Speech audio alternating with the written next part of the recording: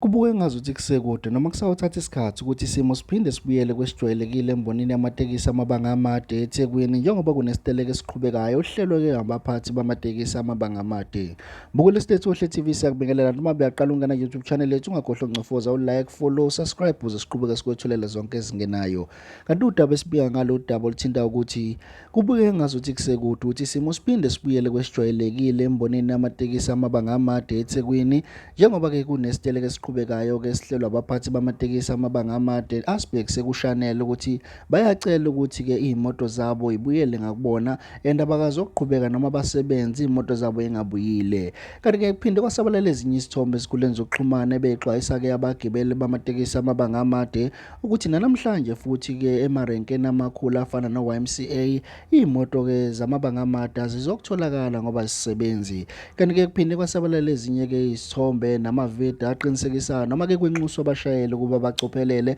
bangalibhadi-ke emgwaqeni omkhulu u-N3 uma ngabe uphuma eThekwini ngenxa yesinyokotho lapho khona isiteleka samatekisi sebesithathe bosibhadla zakhona. Kanti-ke mbulo esilethu Ohle TV singezwa ukuthi kuthini ukuphawula kwakho njengomgibeli noma umsebenzisi wamatekisi amabanga amade noma nje njengomsebenzisi wemigwaqo walapha eNingizimu Afrika noma e-KZN ophinda ukhokhele athelele nemoto